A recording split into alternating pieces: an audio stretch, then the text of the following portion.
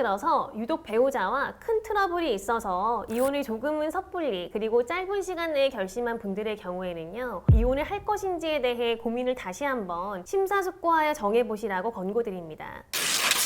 안녕하세요. 여러분의 가치 있는 선택을 돕는 류현정 변호사입니다. 오늘은 이혼 소송을 제기했지만 결국 다시 배우자와 합친 몇 가지 사례를 토대로 어렵게 이혼 결심을 했지만 실제 이혼에 이르기는 대단히 어려운 부부 혹은 가족 유형에 대해 이야기해보려 합니다. 이혼을 고민 중이신 분들 혹은 배우자가 이혼을 강요하고 있지만 이혼을 원하지 않는 분들 분명 계시죠? 그렇다면 오늘 영상이 도움이 될 수 있기를 바랍니다.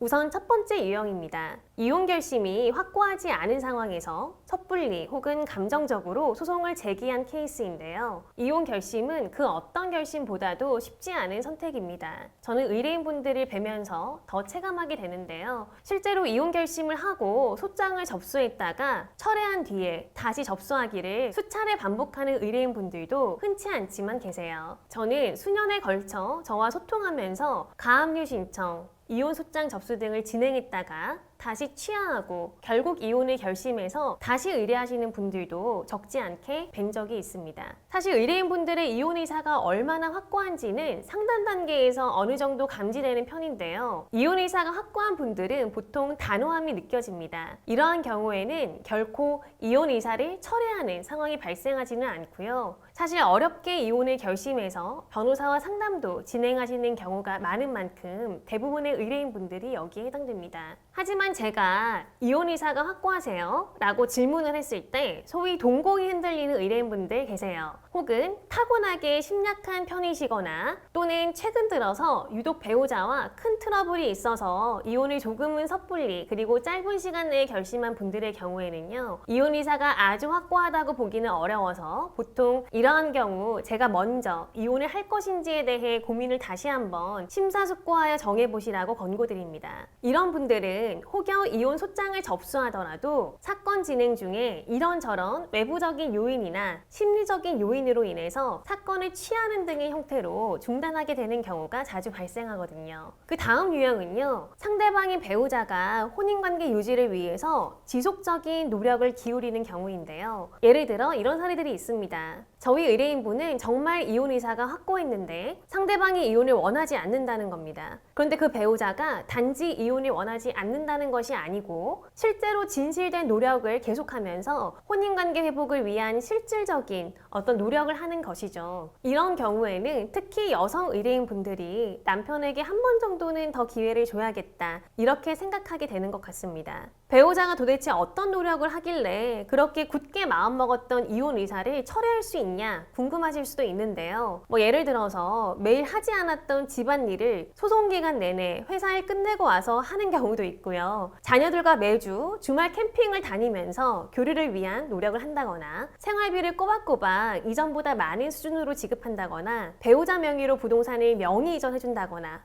이런 의뢰인분들이 불만 삼았던 사유를 해결하기 위한 실질적인 노력을 하나하나 실천한다는 겁니다. 그런데 그러한 노력이 단지 몇 차례가 아닌 수개월의 소송 기간 중 내내 지속된다면 경우에 따라서는 확고했던 이혼 의사가 조금은 무뎌지는 것 같습니다.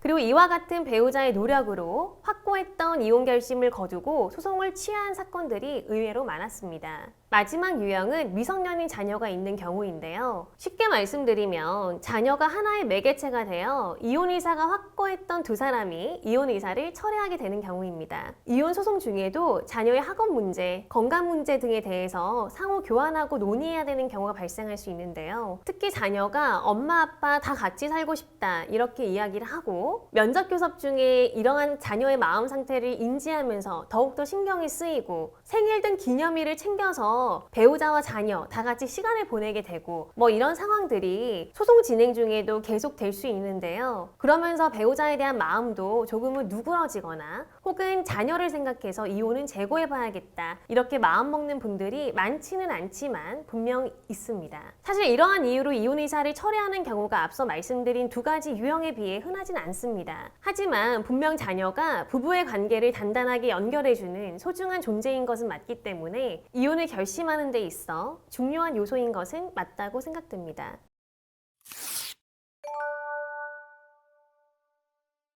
오늘은 이혼 소송을 제기했지만 실제 이혼까지는 이르지 못한 유형에 대해 말씀을 드려봤습니다. 오늘 말씀드린 유형의 분들이 이혼을 고려 중이시라면 좀 더 깊게 고민해 보셨으면 합니다. 혹여 이혼 소송을 진행했다가 취하한다면 가족 모두가 괜한 마음고생을 할 수도 있으니까요. 저의 영상이 도움이 되셨다면 저희 채널 구독과 좋아요 그리고 알림 설정까지 꼭 부탁드리겠습니다. 그럼 다음에 더 유익한 소재로 찾아뵙겠습니다. 감사합니다.